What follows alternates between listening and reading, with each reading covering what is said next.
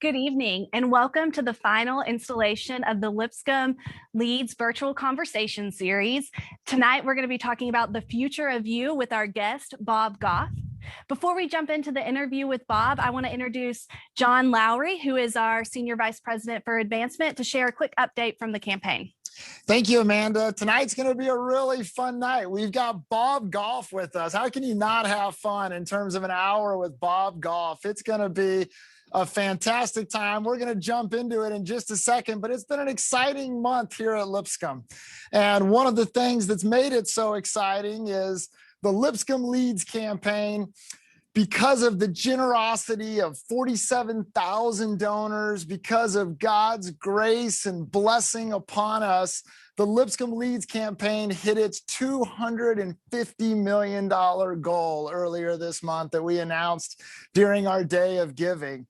And so with that, we want to share with you just a little video that gives you an update on what Lipscomb Leads has been about and where it goes going forward between now and the end of the campaign in December 31st of this year. So take a quick look at this video, learn a little bit more about Lipscomb Leads.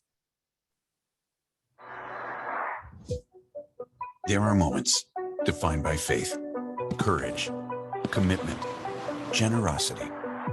These are moments of opportunity. Lipscomb saw its moment of opportunity when it announced a bold vision of raising $250 million as part of the Lipscomb Leads campaign. Today, that vision is a reality. And because of the generosity of over 47,000 donors to this campaign, opportunity has been unleashed across the Lipscomb community and beyond. Scholarships have been awarded to students. New learning and living spaces have been constructed on campus. And academic programs are being recognized for their impact and excellence. Lipscomb leads because with God, all things are possible. It's on this promise that we turn our eyes to the next moment of opportunity. It was the beloved Mr. Rogers who said, often, when you think you're at the end of something, you're at the beginning of something else. With your partnership, the Lipscomb Leads campaign will press forward with its eyes on completing the Boone Family Center for the Performing Arts, expanding life-changing Lipscomb Opportunity Scholarships, creating a new 1055 fund to enhance the chapel experience for all Lipscomb students, and launching a new Faculty Excellence Initiative that recognizes scholarly contributions and the development of students. This is who we are at moments like these. Leaders who don't rest on accomplishment, but seek to discover what God is doing through the next opportunity. And so, we keep serving, we keep investing, and we keep dreaming of what's next. This is Lipscomb. This is a moment when Lipscomb leads.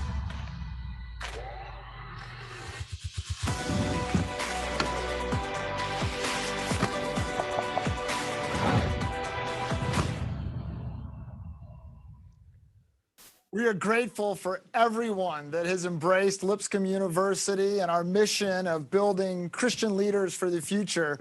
Tonight, we're particularly grateful for Ascend Federal Credit Union for sponsoring this event, for helping us make this night possible and bring the legendary Bob Goff to you. Take a quick look at this quick message from Ascend Federal Credit Union. Hello, I'm Karen Gabriel, President and CEO of Ascend Federal Credit Union. We are proud to partner with Lipscomb to sponsor this event. At Ascend, we understand education and how the decisions you make today can impact your life tomorrow. Our promise is to educate and help you effectively manage your finances by equipping you with resources to meet your goals whenever and wherever is convenient for you. For tips on your finances, visit our website and social pages to learn how you can make the most out of tomorrow. Thank you so much.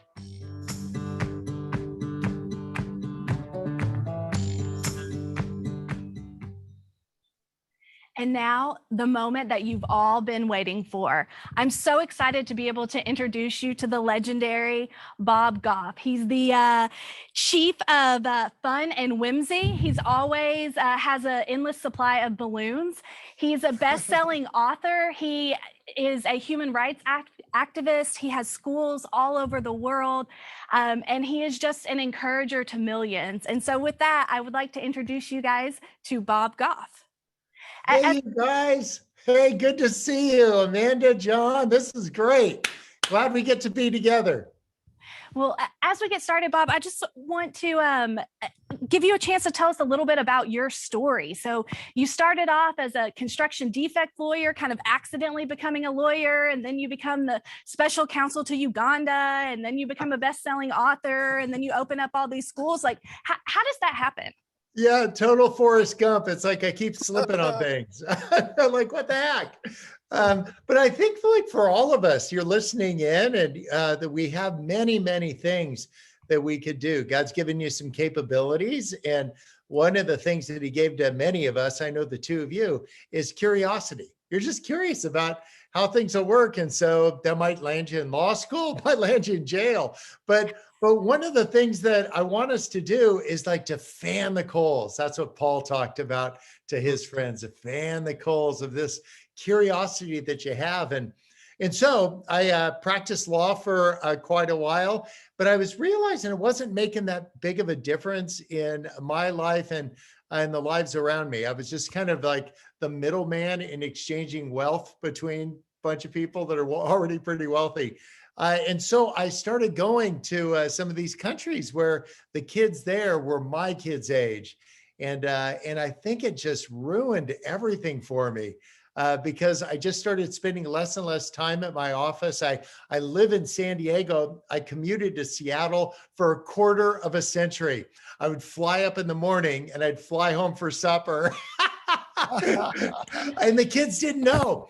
They said like, Dad, you said you work downtown? I'm like, I do. But I had teenage boys and I didn't want them to know Dad is 1,700 miles away.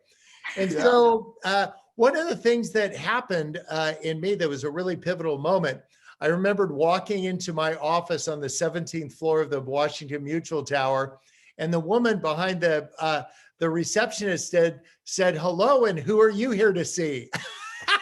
I'm like, oh, that's actually my name right behind you. And I realized I hadn't been into my office for almost a year. I'd been to Seattle every day, but I just never had time to swing home because I was so wanted to be with my family. And the other times I so wanted to do other things. And so I quit. I got everybody together and I said, I'm out.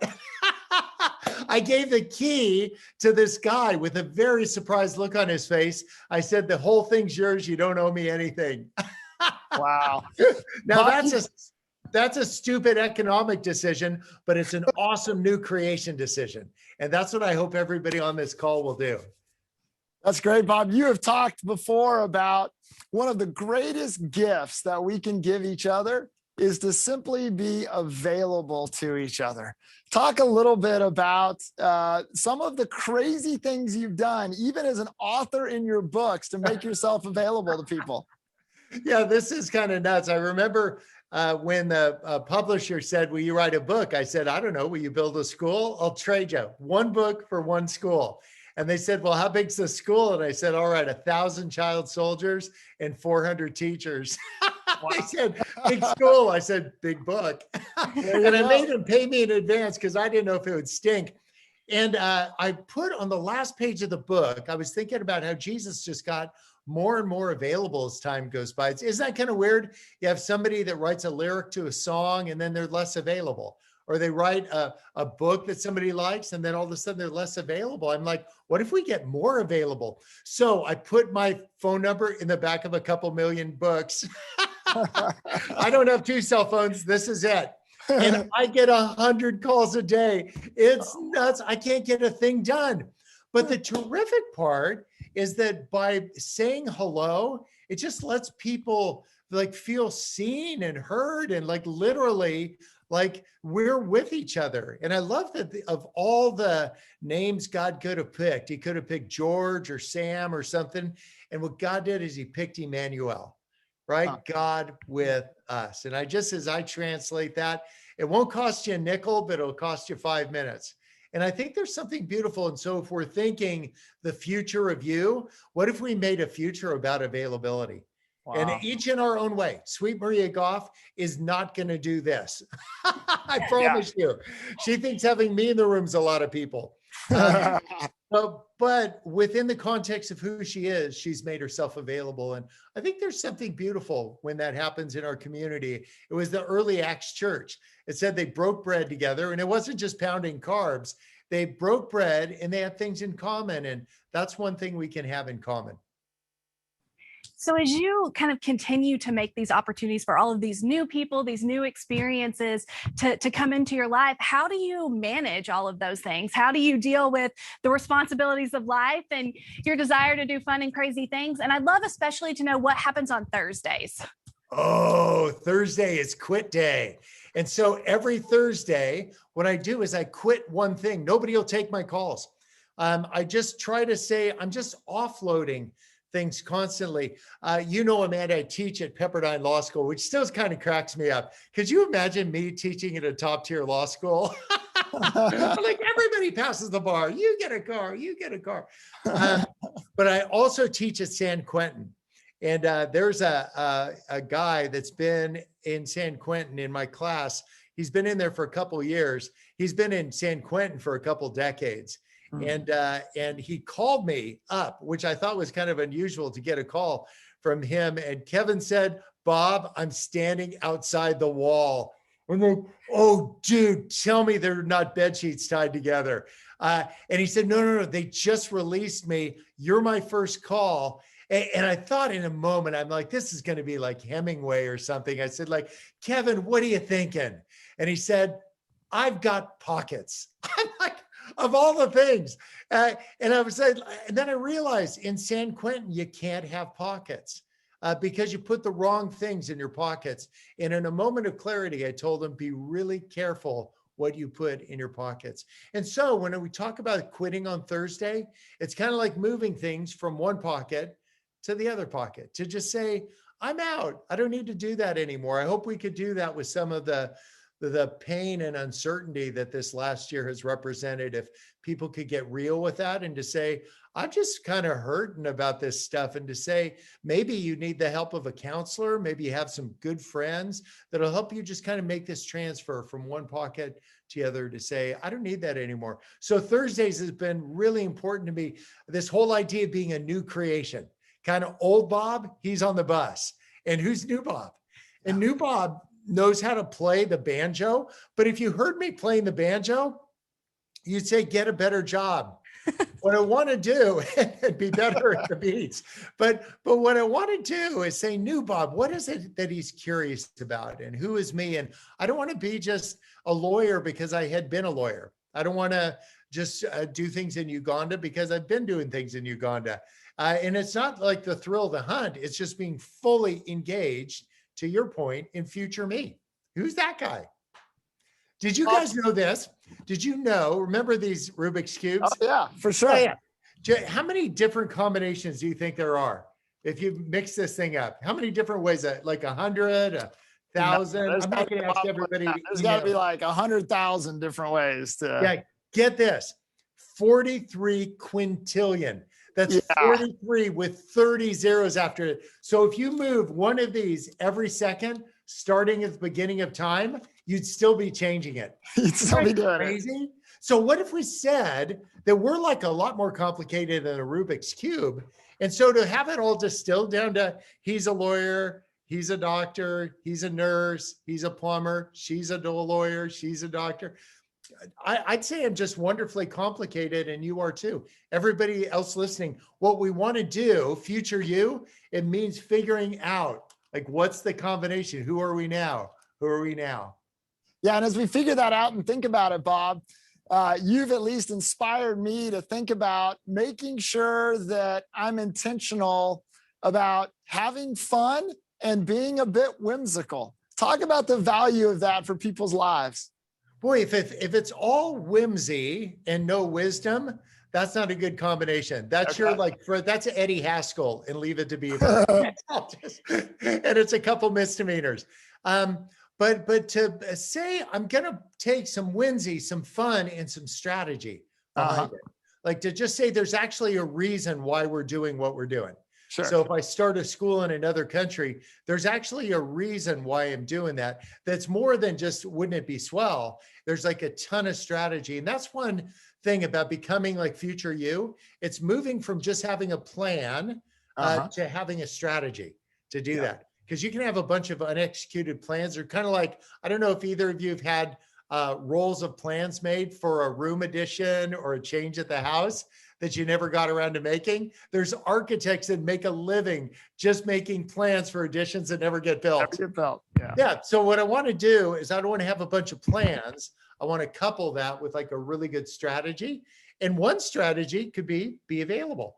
Like it doesn't have to be a big, enormous like loan. What the strategy could be, I'm just going to take it down a notch. I mean, I'm a lawyer, like you, Amanda. I win arguments for a living. But what I'm trying to do, I'm not trying to argue with everybody. What I'm trying to do, particularly these days, just take it down a notch, kind of read the room, see like what's going on. If people are a little on edge, can we just take that down a notch? And with the hopes that they'll just be a little bit more free to be who they are. And if faith is important to them, they'll experience more of what God has. And if they're none of the above, that they'll just have a really nice day. I love that. And as you think about kind of how you're able to show that love to everyone around you, one of your books is called Everybody Always. And for me, I think of that, oh, that's great in theory, but there are really some people that I'm not sure that you've met them, because if you'd met them, maybe you didn't mean to include them in this Everybody Always thing. So what's your secret for those, how we love those difficult to love people, or those people that really challenge us? Yeah, I'll tell you, I don't have it figured out. I've got a family member who the last time we connected was at my wedding 34 years ago.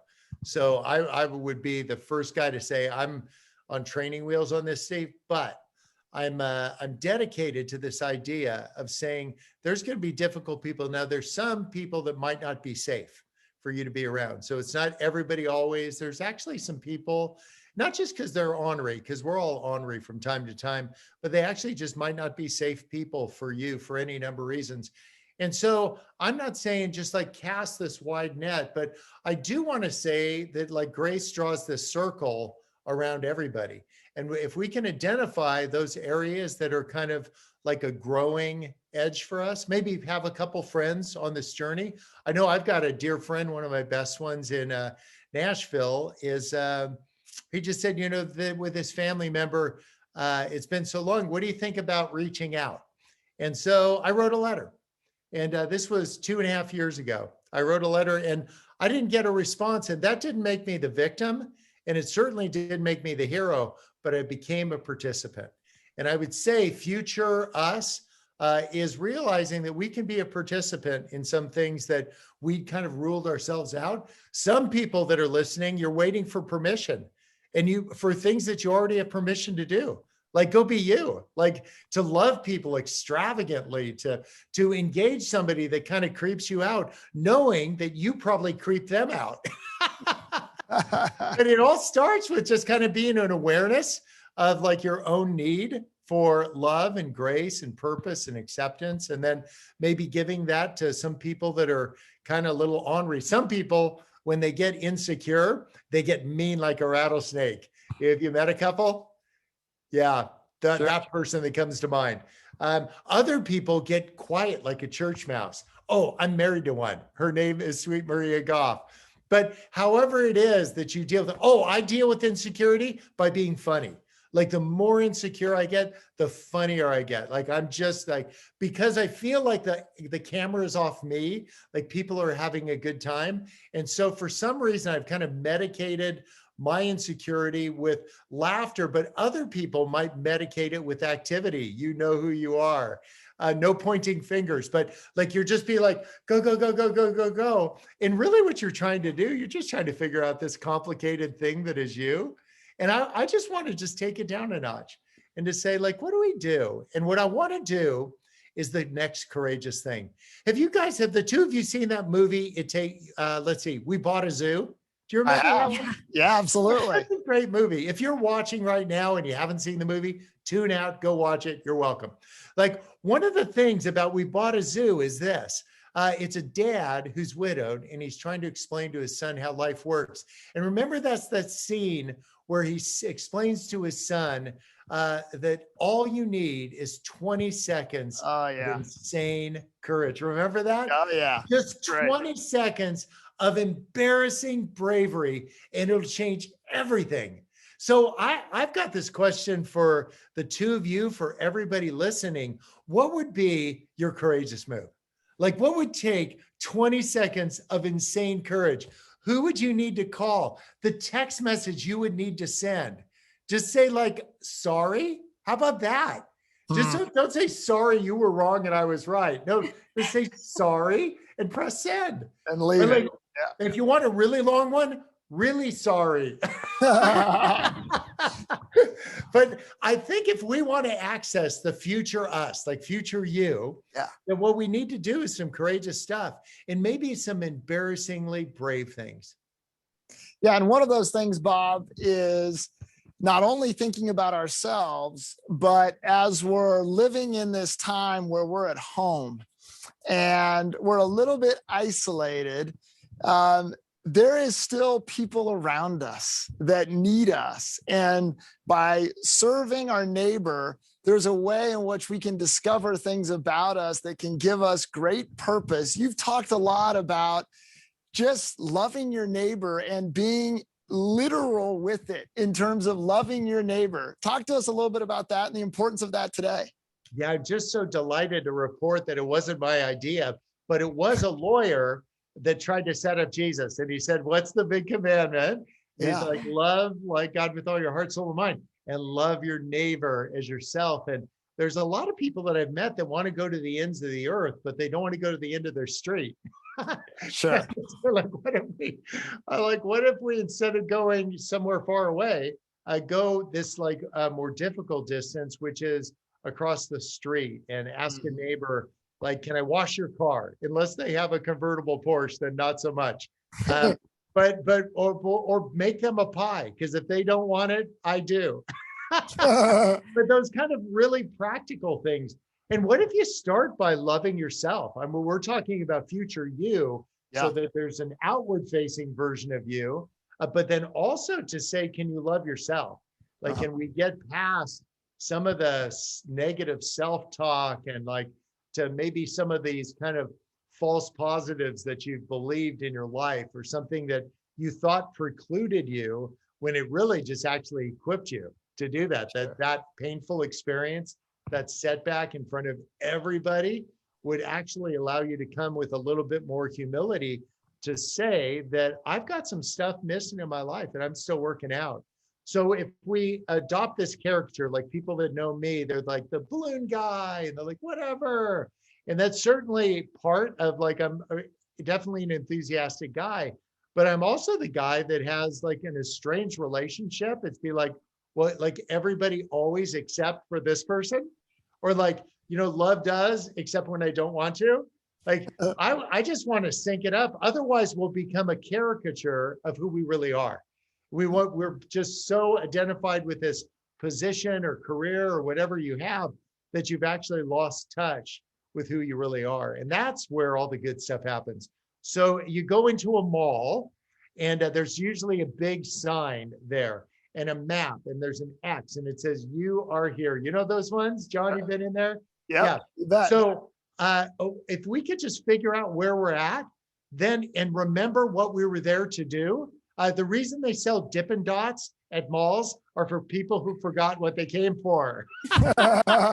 Those things are bad for you, and they cost more than drugs. And so what I want to do is instead remember why I came, like, what's my purpose? And if faith is here, your purpose is to have your eyes fixed on Jesus. I'm just telling you, that's it right there. And love God, serve your neighbor. But if you forget why you're at the mall, then you just wander around and end up in the food court. And it just doesn't work. Your life won't work out, and just everything is going to fall apart. So remember why you're here. So when I'm here, I'm going to be available. I'm never the smartest guy in the room, including right now. And I'm actually the only guy in the room. But to say, I know I'm here, and it's to be available to the people around me. So in this year, we've all kind of got to have a lot of me time as we've all been in quarantine and social distancing and all that kind of stuff. And a lot of people in the world are kind of feeling isolated or depressed, or, this year has certainly taken its toll on people. What do you say to people kind of that are living in that space right now? What if we just said, again, I'm speaking to folks where faith is important to them, that you could realize that even when you're like feeling alone, that you're actually not alone in that room. I'll give you an example. There's another bestie in Nashville that plays a lot of music, and they were in an arena to play something. And so I swung by beforehand just to say hi and kind of catch up. And there's these band members are there. And then there's a guy sitting at the end of the table, and I didn't know who he was. And don't get me wrong, but he had the most piercing blue eyes. I mean, just striking. And I looked down, he's looking at me, and I kind of creeped out a little bit. So we're talking some more, and I looked down, he's still looking at me. And I'm like, who is this guy? Well, it was time for them to take the stage. So we walked out a side entrance to kind of sneak in the arena and get our seats. And people saw him when he walked through the door. They lost their minds. This guy, his name is Jim Caviezel, and he's an actor. And one of his leading roles, he was the Messiah in the Passion of Christ. You guys, I was in a room with Jesus for an hour. I didn't even know it. And so let me speak to people who are feeling incredibly isolated and alone. Jesus is in the room. And so what I want to do, that gives me a lot of comfort, to just head on a swivel to see, and it might not be physically, but just that evidence, the fact that we can connect from San Diego to Nashville, that we can have a conversation that so many of us are looped in, that we can feel this kinship, even though we're separated. I just feel like I'm right there with you. And I think that's the miracle of how God can connect us together. And what I don't want to do is be far apart. Like during this time that we could be really needy, just find a way to just say, don't say, how are you? And don't say like, what are you doing? But just say, how are you doing? Give me a 1 to 10. Give me the high and low today. I've been asking my friends to just give me the headline in your life right now. That's just such a nice way of saying, like, just not like, let's not talk about the funny papers. Just tell me what the headline is. I wouldn't want to find out 30 minutes into the conversation that you just lost someone really important to you. That would be a headline in your life. So at a time where it's difficult to connect, find another way to do that. So Bob, we're in a world right now where there's a little bit of strife and discord and challenge. How has Jesus called you to deal with difficult people, folks that are hostile towards you, folks that are critical of you? How is it that you be an instrument of peace when your audience is a bit antagonistic to what you're bringing? Yeah, well, the first thing that comes to mind, I'm thinking about the David, that statue in Florence. Have either of you been there? Absolutely. Yeah. 15 feet tall. Sure. The brother could use a tunic, but there he is. And Michelangelo, you know the story. They found the marble and he grabbed it and started chipping away. He was actually the third guy that started chipping on that marble. The other two bailed. Well, he did the David, and it worked out just great. He's been standing there. If it was me, I'd have more balloons around me. But there he is. And for 500 years, it worked great. But you know what's happening? When Michelangelo carved him, he was 2 degrees out of center. And you wouldn't notice by looking at it from afar, but he's 2 degrees off. And 500 years later, his ankles are breaking. And it's just because he was a little out of alignment. What do I do with people that are feeling a little on edge? This is just the sound of people's ankles breaking. There's something that's just a little out of alignment. And I wouldn't have the right initials after my name to figure that out. But what it can do is just bring it down a notch. Like I think there's some people that they just need a puppy. They need to find something to like just deal with all this welled up stuff. And so I'm not going to be the one to help them unpack that. And I'm not trying to be Jesus's lawyer, and nor am I trying to be antagonistic. I just assume that God's up to something different in their life than he is in mine. I promise you on Saturday, there's going to be a bride in Nashville that's praying for sunshine on her wedding day. And I also promise you, there's going to be a farmer that's praying for some rain. And if it rains, it doesn't mean he doesn't like the bride. It means he's doing something different in somebody else's life than he happens to be doing in hers. And so for me, when somebody's actually a little bit difficult, I just try to take it down a notch. I don't know what he's doing in this person's life, but something far different than he's doing in mine. And I'm not trying to give him the hairy eyeball or give him a bunch of loads of disapproval by like a bunch of body language. I just be like, try to say like, dude, I bet you've got 53 quintillion things going on. And so if we could just bring it down a notch and then also start with truing up ourselves. What I'm going to do is I'm going to tend to my own fire, right? You remember in elementary school, they said, keep your eyes on your own paper.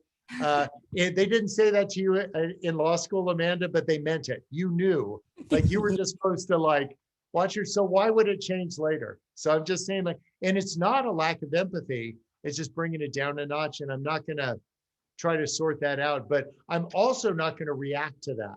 Wouldn't you say that we're all either reflections of or reactions to what's happened in our lives? For some of us, like something really weird happened. You were 8 years old and something happened that maybe your parents split up, maybe something else happened. And so you made up a story to explain the thing you didn't understand. Maybe you made up a story that everybody's going to leave me eventually. And it wasn't true, of course, but you're 8, you don't know what's going on. And then you make up rules to support the story that you made up to explain the thing you couldn't understand. So here was the rule. I'm never going deep with anybody. Why? The story is everybody's going to eventually leave me. And it was just because you had 2 fallible parents that were trying to navigate a relationship they couldn't navigate. And then you're 30 and you're wondering, why are my relationships so shallow? That's because I made a stupid rule to guard my little heart, which was that I'm going to go shallow with everybody, because if they reject someone, I won't show them the real me, because that would hurt if they really knew who he was. So what I'll do is I'll be Balloon Bob. I'll just be the happy guy that just like frolics and bounces around and makes people happy without really being known. And so what I want to do is just say like, what if we could just go back to the scene of the crime, like the little chalk mark that was the outline of you, and then figure out the story, figure out the rules, and then just rewrite them. And just to say, you know what? I reject that rule. I'm going to risk. I'm going to go find somebody like John. I'm going to find somebody like Amanda that are safe. I'm going to find a roommate or professor, whoever, a spouse, and just get real. I love that. First I have to say, as somebody who broke their ankle about a month ago, the analogy about ankles breaking hits a little close to home for me. I should have given you a heads up not to go there, but is it your ankle? Yes. Oh yeah. Yes. No. But so when you're kind of going through your daily life, do you have any like habits, things that, we know you quit something on Thursday, but what other habits, things do you have in life that really keep you going and help you accomplish all of those things that you're looking for? Oh, I don't know about you guys. I'm guessing you're note takers. I'm a huge note taker. Like you guys will say something, I'll say something, I'll go like, oh, I want to write down a note about that. I don't want to forget that. And a lot of people that have actually been huge contributors to our culture and history were note takers as well. Thomas Edison, he had a whole book of inventions, and Thomas Jefferson did as well. He took notes. Oh, George Lucas. He was writing Star Wars, and at the same time he was writing Star Wars, he was scoring American Graffiti. And the way you find a scene is it's by roll number and dialogue number. So it could be roll 10, dialogue 5. And somebody asked him about, like, can you find this? And they said, yeah, it's roll 2, dialogue 2. I'm not kidding. George Lucas wrote down R2D2. And there is the name of the android. But he had this puzzle piece and he was spinning it because he took down notes. And so what I'm doing constantly, somebody will say something, maybe if you're listening and Amanda or John says something, write down a little note and then circle back to that and to say, I actually want to find a little bit more about that. I don't have a quiet time. While faith is important to me, I haven't had a quiet time in 30 years. Mine are really loud. What I'll do is I'll take all my notes from the day before and I'll say, I know it sounds right, but is it really true? And it's not because I'm like from Missouri, because I'm not. It's not like the show me state. I just want to know. That's what Paul said to his friends. Check everything against scripture. So that's what I'm trying to do. And some stuff just isn't there. There's nothing about surfboards in scripture. Paul got shipwrecked, did full Titanic on a floating door. But I think that whole idea to check it against scripture and to say, is this really true for me? And what about kindness? What about this virtue of taking it down a notch? Are there examples when Jesus or maybe one of his friends did that? And that's just helped me really actually understand. Sometimes we think our life is going to be a particular destination. It's this thing. And I had a friend that used to talk to me about the Gobi Desert. And he said, he was in the Gobi Desert and he met some shepherds and they told him there must be a God as they're looking up. This friend kind of was a little getting long in the tooth and he forgot. Every time I saw him, he told me the story about the Gobi Desert. I was so done with that story. I said, I'm going to Mongolia. I just got to go see this for myself. Well, there was a city where we were going to go try to start something in. And the only way to get there, you get a full tank of gas and a compass heading. Like there's no road. You just get a compass heading. And if you miss it, you die. Because nobody's going to look. And you're out there. And I didn't see one shepherd. And one of the things that I realize is that God gives us a direction, not a destination. Short of landing at his feet someday. And he gives us about 27,373 days. Like that's it. If you average out how long we each live, 27,373. So for a guy who's 62, I'm like, dang. So what I want to do is do a little math and say, what are you going to do with what you have left? What direction do you want to head? You want to be future you? Tell me the direction you're headed. I've sailed to Hawaii a couple times and I know it's west of here, but I would just dial it in a little bit more specifically. Or you'll end up in Japan. Or somewhere in the Soviet Union.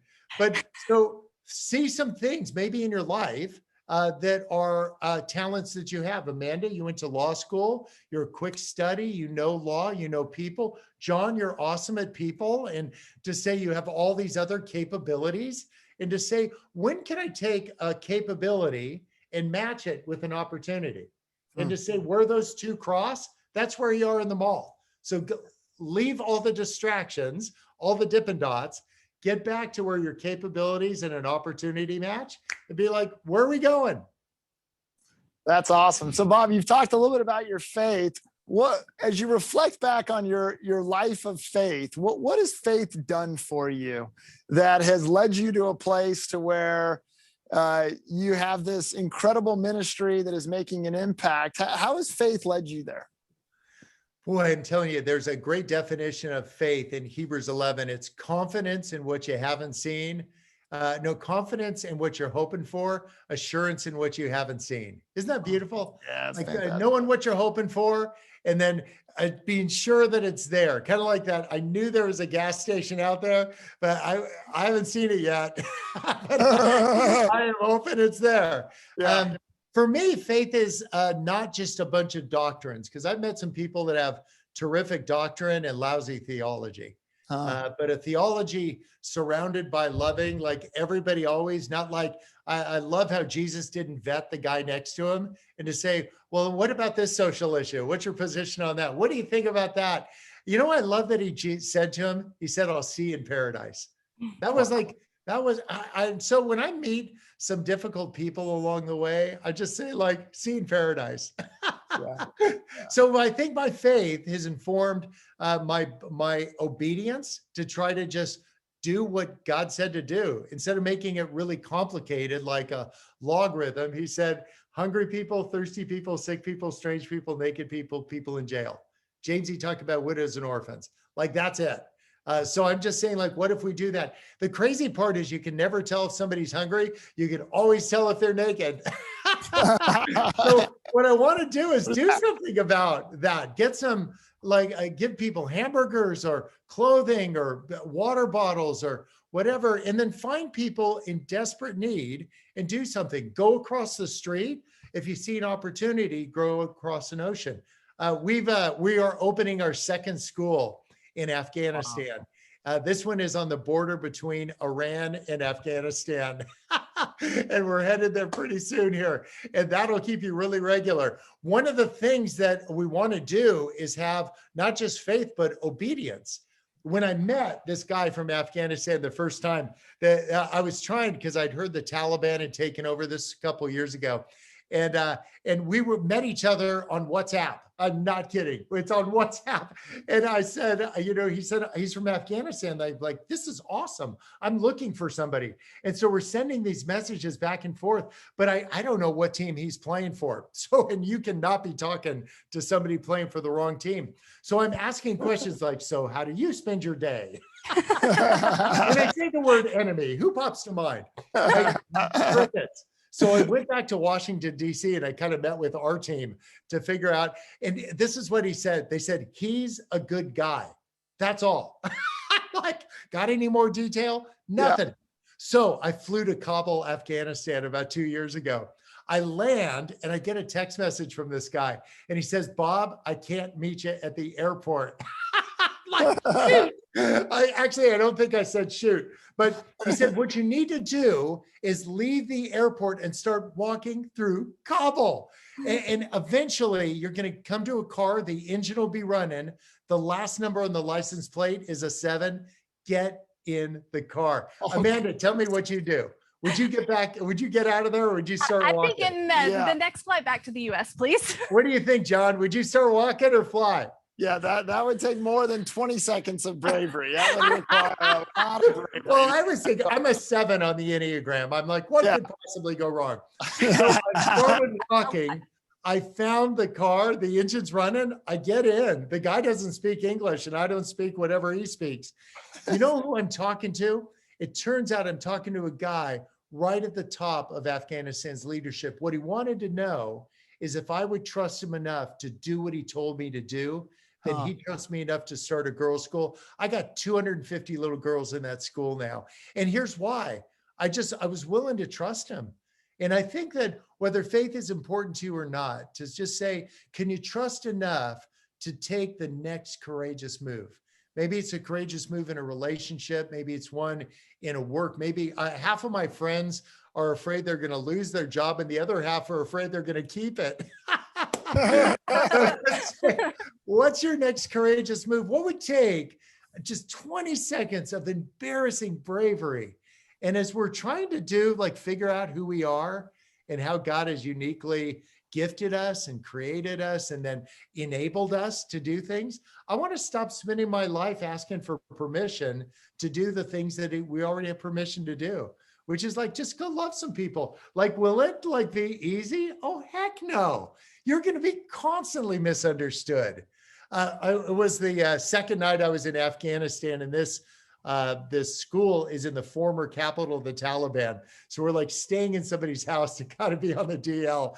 And I had been away. And when I got back, the guy we're staying at is like ashen. And I'm like, dude, are you okay? And he said, no, while you were gone, 2 men came to the door with a picture of you off the internet. And they said, is this man staying here? I'm like, oh my gosh. So we were so out of there. Here's the deal. What if we do something more courageous than that? What if you call somebody who you know right now in Nashville, in your city, in your community, who's hurting? What if you find a firefighter or a nurse or somebody giving injections and just say, I just wanted to say thank you. What if you bring a medal with you and just say, like, this is heroes' work. Boy, coming from you, like, that would just mean, why not pull aside kids if you have them, spouses if you have them, boyfriends or girlfriends, whoever it is, but pull them aside and say, you know what, this is what you've meant to me this year. That's heroes' work. And if we could get back to that, you know, the crazy thing, we're going to figure out more about who we really are. And so instead of building the big, like rebuilding the Aswan Dam, what if we just give somebody a cup of water and just say, you look like you were thirsty? I think that's where all the good stuff's going to happen. Man, I'm gonna give you the last question. All right, my last question is, what is your challenge for this Lipscomb community? Watching with us tonight, we have all kinds of people affiliated with Lipscomb, students, alumni. We have just friends of the university. What is your challenge for us? Oh, I want you to leave it all on the field. I wrote in my last book, I wrote a story. I didn't want to say Chuck E. Cheese because I thought they'd sue me. So I just said, it's like this pizza place that makes really bad pizza and its mascot's a rat. Sound like Chuck E. Cheese? So, well, they're bankrupt now, so it's okay. But when they went bankrupt, they left 9 billion tickets not given away. They've had to spend $7 million just to destroy the 9 billion tickets that they never gave away. What I want you to do, think of your life. You get 27,373 tickets. Each one's a day. More if you eat broccoli, less if you eat Pop-Tarts. But you've got this sum of tickets. I want you to give them all away. I want you to fully live. If we're talking about the future of you, the future of you is, I want to die ticketless. We're rivers. We're not reservoirs. I'm not trying to save up my love as if it's going to like evaporate if I don't put it in a container. What if it multiplied if I let it off the leash? And it'll take 20 seconds of courage to do that. It'll be making that phone call. It's maybe me writing another letter. It's been 2.5 years. Let me ask you, you think I ought to write another letter? Go for it. I think so. So I'm willing to do the heavy lifting, and it's not a challenge. It's not a dare. I'm just saying, as I was explaining that to you, I thought, I think I'm due. Maybe not a letter every day, but I don't know, another letter. Does that involve a little courage? As simple as you would think, that actually does, because there's some woundedness there and some hurts and so I'm just saying, all lean into that hard stuff. And what a beautiful thing is, as a community, we can lean up and kind of just true up just 2 degrees and to do some of the hard stuff I'd rather not admit that was going on in my life, but you create an environment where we can just be real. That's what's going on at Lipscomb. That's why I keep coming back, because you guys want to keep it real. And if we're willing to do that kind of hero's work, I just wonder what might happen in our life, what might be unlocked that wasn't there. And I really want to be new Bob. And that's what Sweet Maria Goff's banking on. She's been living with old Bob for 34 years. She just wants new Bob. I want it to be like a non-scary home invasion. Like when I walk into the house, that she would say, like, who are you? I'm like, new Bob. I've decided to do this breakthrough. I know I still have whiskers and look old like the Crypt Keepers, but it's new Bob. I have this new courageous thing I'm going to do. I'm going to write a letter that I haven't written for 2.5 years. Wow. Bob, thank you so much for making us laugh tonight. Thank you for making us think tonight.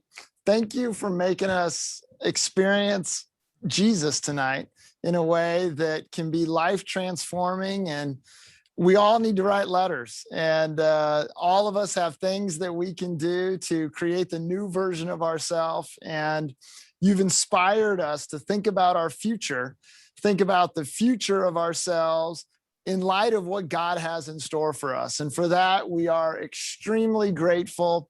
You've made yourself available to us tonight. And as a result of that, you've blessed us in enormous ways. Thank you for your friendship, and thank you for being here tonight. You bet, you guys. Blessing on all of you. Strength, courage, embarrassing bravery coming at you. That's awesome.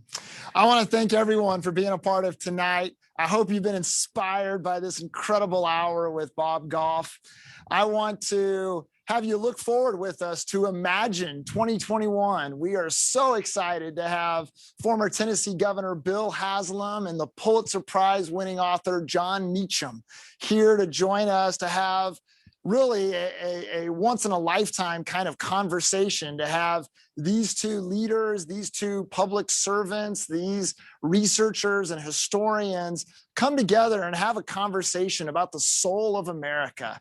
And isn't it a timely moment for that? Imagine this year will be done in a virtual way like everything else, and it will be on Monday, April 27th. So want you to save that date for what will be, I think, a truly interesting night, hearing these voices talk about the soul of our country today. Thanks for a wonderful evening, everyone. Be blessed.